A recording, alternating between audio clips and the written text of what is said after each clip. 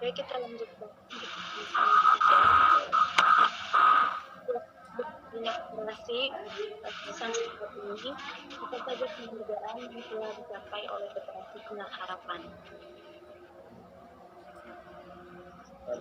Senang sekali untuk pertanyaan yang ketiga. Pertanyaan ini dalam kurun waktu 38 tahun ini sudah berjuang untuk melayani anggota dengan sebaik-baiknya. Tujuan kita sebenarnya bukan sekedar untuk mendapat penghargaan, tetapi itu bagian dari apresiasi pemerintah kepada lembaga ini. Saya boleh sampaikan pertama itu di tahun 2000 itu COVID ini terpilih sebagai COVID juara satu, ya, operasi kredit juara satu tingkat kabupaten. Lalu kedua, di tahun yang sama, ketika mengikuti kompetisi di tingkat provinsi, COVID ini juga terpilih sebagai COVID peringkat pertama. Ya, peringkat pertama. Untuk selanjutnya COVID ini mengikuti kompetisi di tingkat nasional. Dan di sana dia terpilih sebagai salah satu operasi kredit berprestasi tingkat nasional. Itu di tahun 2000. Sorry, itu tahun 2004. Ya, di tahun 2004 ya, sorry. 2004. Lalu di tahun 2008, ya, tahun 2008 kembali lagi kita mengikuti event kompetisi sebagai koperasi kredit berprestasi. Juga di tingkat kabupaten kita meraih peringkat pertama. Di tingkat provinsi juga kita meraih tingkat pertama, dan di tingkat nasional kita juga ditetapkan sebagai operasi berprestasi tingkat nasional. Kemudian di tahun 2012,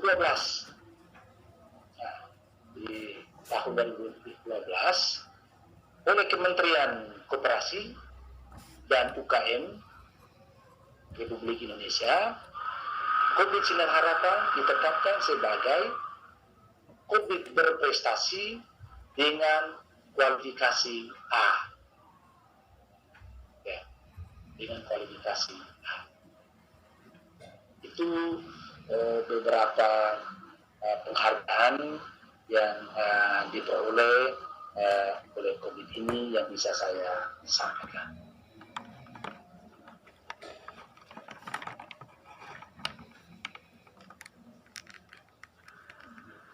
Baik, Pak.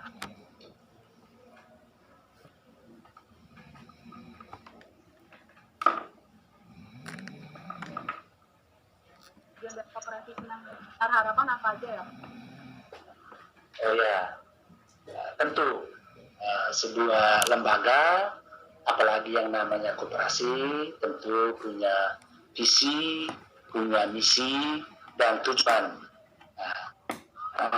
Terkait dengan visi, ya, ini cita-cita, mimpi kita, mimpi COVID Sinar Harapan, yaitu singkat saja, bersahabat menuju pertumbuhan berkelanjutan. Ya, bersahabat menuju pertumbuhan berkelanjutan. Bersahabat ini adalah akronim, kumpulan dari akronim. Bersahabat itu besar, sehat, aman, dan beradaptasi terhadap perubahan teknologi. Ya, itu bersahabat, ya. Besar, sehat, aman, dan beradaptasi dengan perubahan teknologi. Nah, ini visi besar kita, ya, yang kita perjuangkan dari waktu ke waktu. Kita mau supaya COVID Sinar Harapan ini menjadi COVID yang besar, menjadi COVID yang sehat, menjadi COVID yang aman, dan juga kita mau supaya COVID ini bisa beradaptasi dengan perubahan teknologi. Ini cita-cita kita. Terkait dengan visi ini, apa yang perlu kita lakukan? Maka kita rumuskan misi. Ya, kita rumuskan misi. Pertama adalah meningkatkan mutu sumber daya manusia.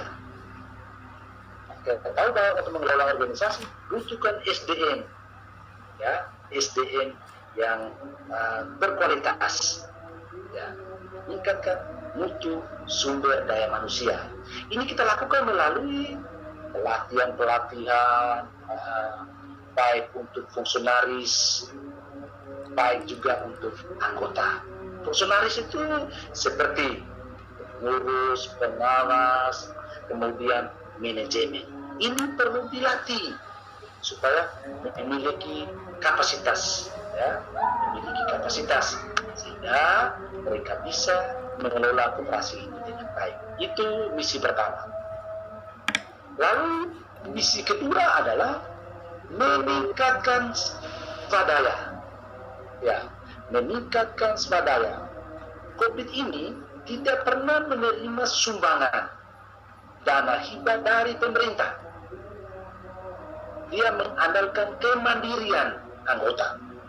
Karena itu, misi kita yang kedua adalah meningkatkan keswadayaan anggota melalui gerakan menabung, ya, melalui gerakan menabung.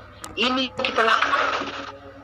Sekali lagi, kita pernah ada namanya bantuan dana hibah dari pihak mana.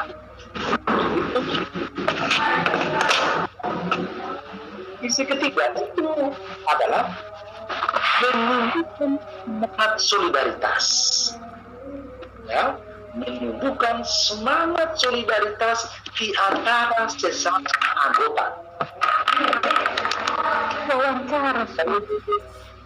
Saya sampaikan bahwa ya, COVID ini bertahan karena solidaritas. Ya, anggota pada COVID ini itu ada rakyat kecil dan sederhana. Ya, mereka itu orang-orang kecil, orang-orang sederhana. Karena itu kita membangun kekuatan melalui semangat solidaritas. Dan misi keempat adalah berupaya menemukan inovasi. Menemukan inovasi. Inovasi untuk apa? Sebenarnya adalah untuk meningkatkan mutu produk. Ya, inovasi untuk meningkatkan mutu produk. Apakah itu di bidang sosial ekonomi maupun di bidang teknologi informasi dan komunikasi. Kita lakukan. Kita mengikuti perubahan-perubahan, melakukan pembaharuan dari waktu ke waktu terkait dengan produknya, sifat tinggalnya, juga dengan teknologi. Ya, hari ini ya sudah berbasis online. Seluruh proses tentang tinggal ini itu dilakukan. Itu misi kita. Ya, misi kita. Lalu tujuan kita, ya, tujuan kita adalah meningkatkan harkat dan martabat manusia, terutama para anggota. Ya. Yang kedua adalah kita harus supaya ekonomi keluarga yang menjadi anggota itu lebih baik, sehingga seluruh kebutuhan dasar para bisa terpenuhi. Itu tujuan daripada COVID ini. Karena memang COVID ini bukan COVID yang ada di kota. COVID ini adalah COVID yang ada desa, berbasiskan masyarakat pedesaan. Masyarakat pedesaan itu berarti bahwa di sana hanya ada para petani, para buruh, nelayan, yang pegawai swasta atau pegawai negeri itu jumlahnya kecil. Demikian.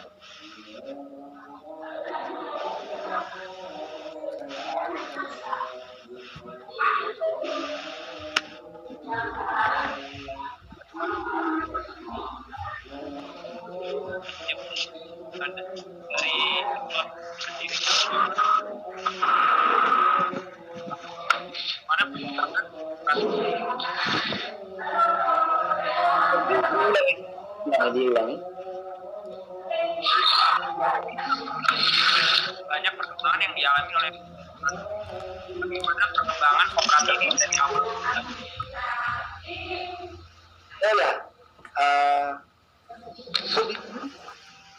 Cukup berkembang ya, dari ukuran ada desa dia cukup berkembang. Saya bisa memberikan beberapa contoh perkembangan dari sisi anggota. COVID ini tahun 1942 hanya beranggotakan 25 orang. Lalu dari aset dia hanya ada 245.000 rupiah. Ya, dia hanya 245.000 rupiah. Tahun 2019, ya, di tahun 2019, COVID ini sudah beranggotakan lebih 17.500-an orang. 500 kurang lebih. Lalu bertambah menjadi 120 miliar. Itu di tahun 2019. Lalu di tahun 2020 ini keadaan September, anggota kita itu kurang lebih sudah menjadi 19.000 lebih. Ya, 19.000 lebih. Dan asetnya itu sudah kurang lebih 141 juta. Itu artinya gambaran perkembangan koperasi di awal dan di akhir ini, ya. Kurang lebih seperti itu. Jadi dia ada pertumbuhan, ya, ada pertumbuhan dari waktu ke waktu. Satu informasi yang perlu saya sampaikan juga terkait dengan ini, bahwa koperasi ini bukan hanya pasang, tapi dia pernah surut, dia pernah nyaris mati. COVID ini sebelum menjadi COVID yang besar hari ini, dia juga pernah mengalami yang namanya mati suri. Ya, pernah mengalami yang namanya mati suri. Itu terjadi kurang lebih tahun 1984 sampai 1986. COVID ini nyaris mati. Tetapi dengan semangat solidaritas dan perjuangan para pengelola, para pengurus waktu itu, COVID ini mampu bangkit kembali, ya, Dan satu moto yang hari ini terus didengungkan adalah tidak mau mati suri untuk yang kedua kalinya. Ya, tidak mau mati suri untuk yang kedua kali. Ini moto yang terus kita gaungkan, dengungkan dari waktu ke waktu oleh semua komponen dalam COVID Sinarana.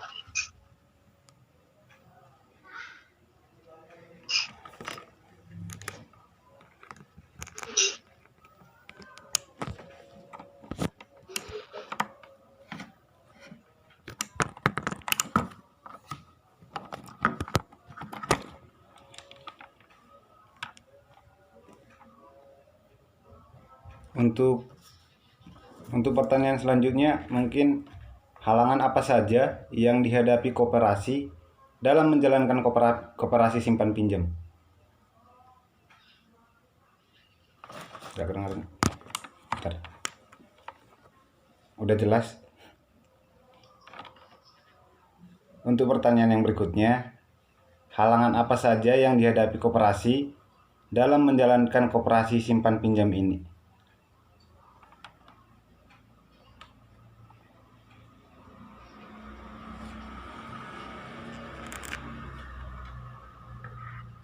Bukan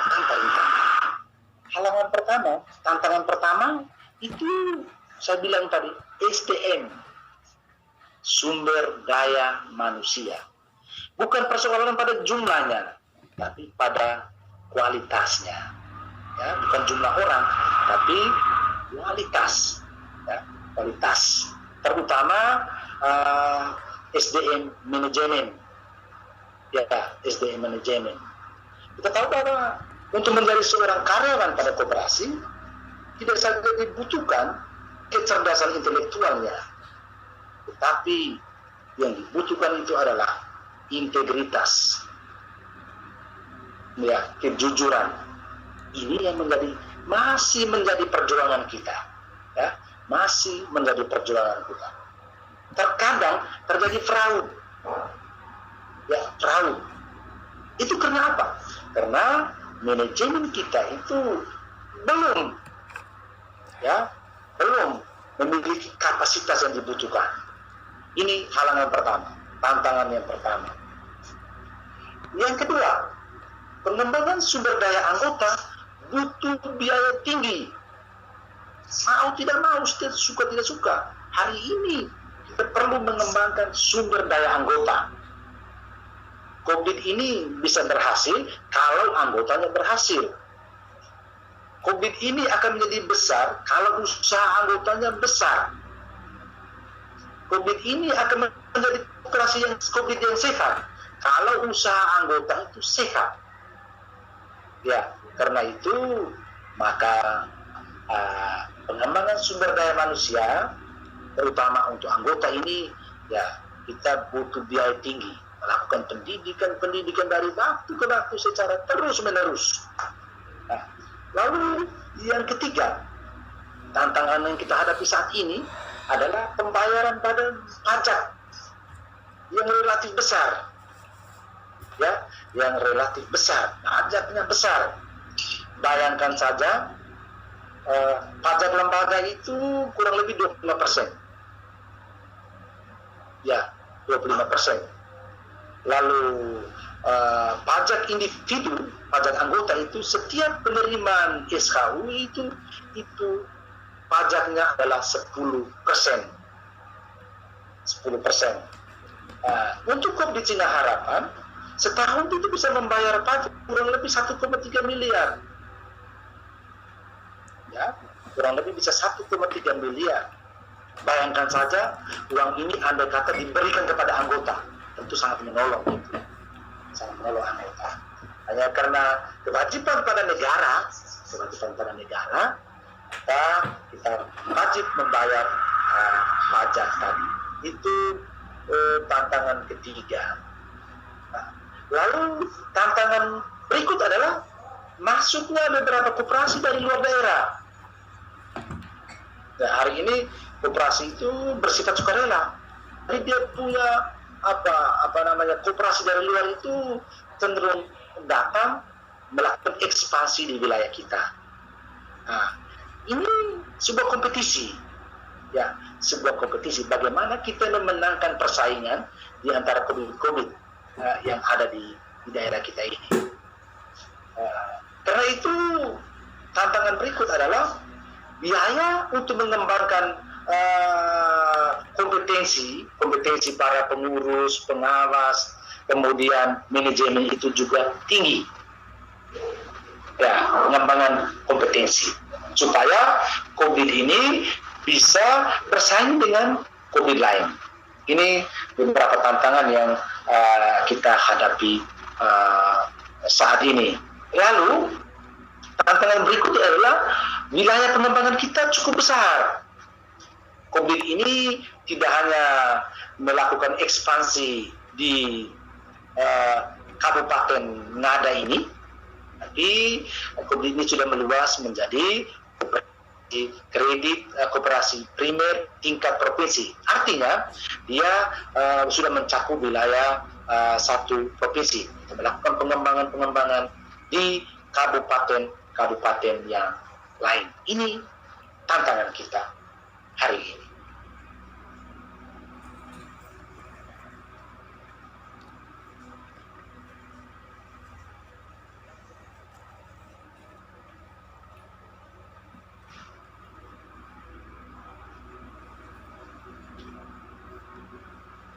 Mic-nya di-onin, suster.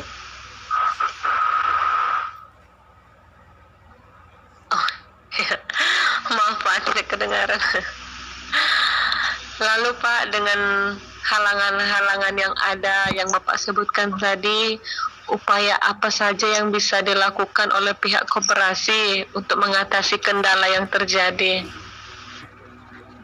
Oh ya, tentu kita tidak saja menemukan halangan, rintangan, tetapi juga perlu kebijaksanaan untuk menemukan yang namanya solusi, alternatif solusi, sehingga halangan, tantangan ini bisa teratasi. Untuk SDM, kapasitas SDM, ini terus melakukan pendampingan.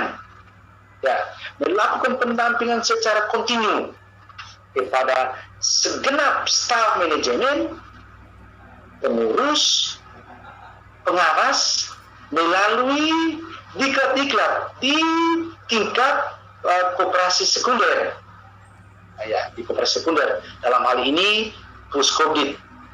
Nah, jadi kalau dalam gerakan itu mulai ada koperasi primer, kemudian koperasi sekunder di tingkat regional, dan koperasi sekunder di tingkat nasional. Nah, untuk Sinar Harapan, Kopdit Sinar Harapan ini kita bergabung pada Puskodik Flores Mandiri sebagai koperasi kredit sekunder regional. Dan di pusat secara nasional itu kita bergabung di tingkat Inkopdik. Ini upaya pertama. Lalu upaya kedua,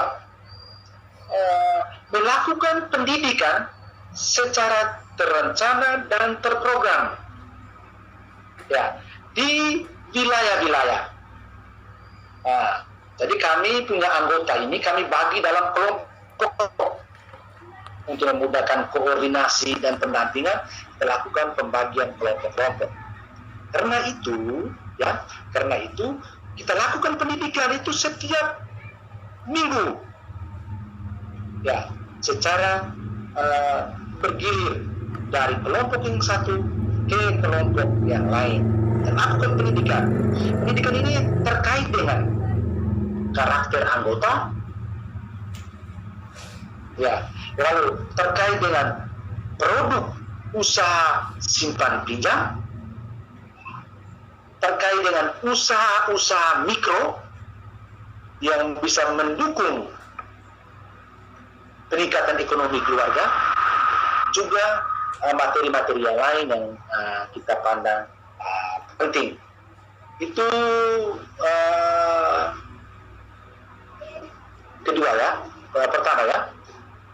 kedua. Lalu berikut adalah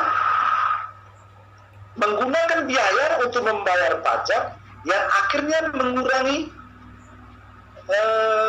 dividen anggota. Bagaimana kita mensiasati? Bagaimana caranya? Upaya kita untuk mensiasati. Kita memilah yang namanya simpanan anggota itu, kita pilih bagi dua. Jadi dua. Ada simpanan saham dan simpanan non saham. Simpanan non saham biasanya pada publik kami itu diberikan bunga relatif tetap.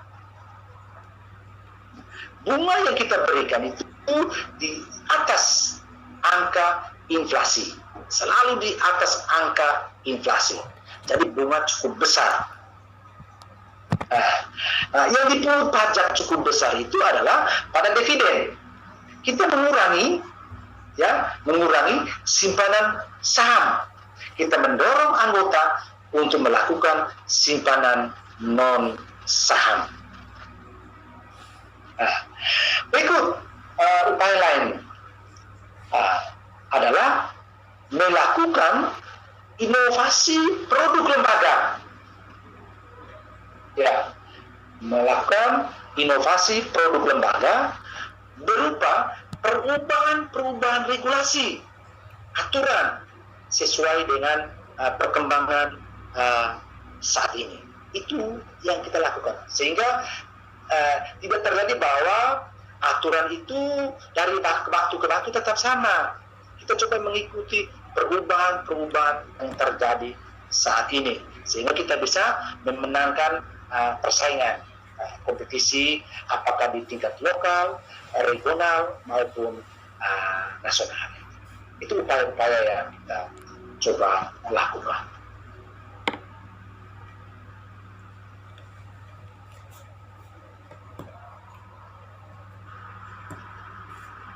Pertanyaan selanjutnya, apa aja sih Pak kelebihan dan kekurangan dalam menjalankan usaha koperasi?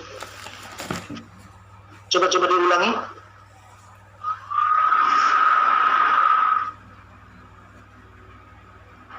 Kurang dengar, diulangi. Apa saja kelebihan dan kekurangan dalam menjalankan usaha koperasi Bang? Lebihnya tidak terlalu banyak, lebih banyak kurangnya.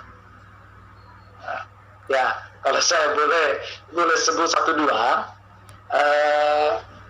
Komdit Sinar Harapan ini memiliki keunggulan pada simpanan untuk pendidikan anak. Tabungan si Budi itu kami bilang si Budi, simpanan untuk pendidikan anak. Itu salah satu kelebihan. Mengapa saya bilang ada kelebihan? Karena suku bunganya cukup besar. Suku bunganya cukup besar. Lalu dia bunga majemuk. Artinya bunga bulan ini, bulan depan ditambah menjadi pokok. Lalu kalau boleh saya katakan tuh bunga berbunga pulang. Itu namanya bunga majemuk. Bunga majemuk itu untuk ke si Budi. Suku bunganya cukup besar. Lalu memiliki produk pinjaman dengan bunga yang relatif kecil. Ada pinjaman khusus yang nanti kita berikan kepada para pegawai, terutama yang namanya ASN dan TNI Polri. Lalu ada pinjaman umum. Ini yang nanti kita berikan kepada para petani, para nelayan, para buruh, dan lain-lain. Dan bunganya sangat bervariatif dan rata-rata tidak terlalu besar. Kisaran bunga itu kurang lebih dari 0,07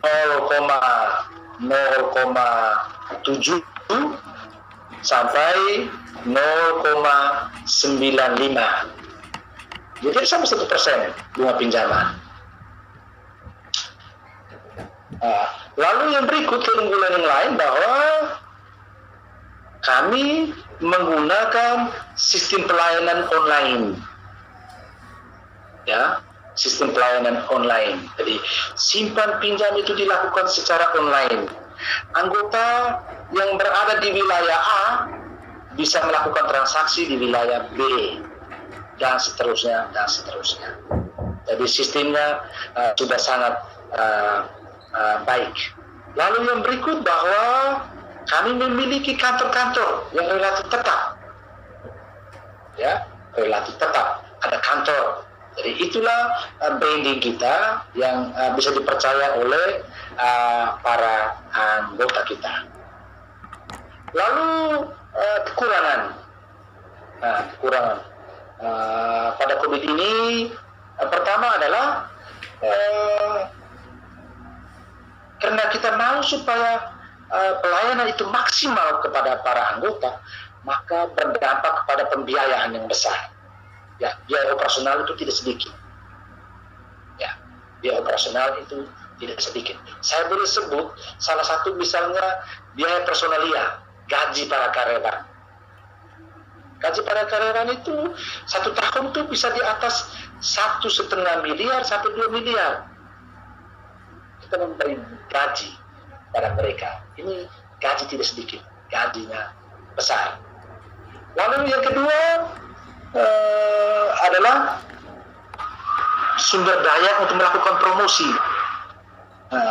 Ini bagaimana kita merebut pasar kalau tidak melakukan promosi. Promosi ini masih sangat-sangat terbatas, ya. Promosi ini masih sangat-sangat terbatas. Ini kekurangan yang kita hadapi saat ini. Saya kira demikian.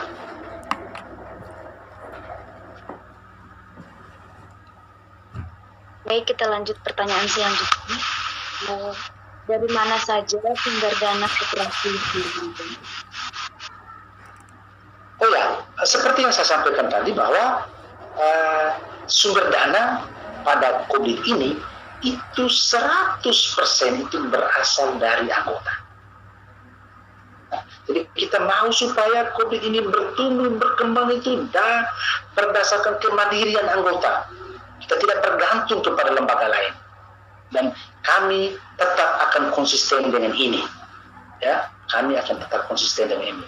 Kami akan menggunakan dana hanya bersumber dari anggota itu sendiri. Kita mau supaya memang kita harus mandiri, ya, kita harus mandiri. Kita berdiri di atas kaki sendiri. Ini yang kita lakukan dari waktu ke waktu.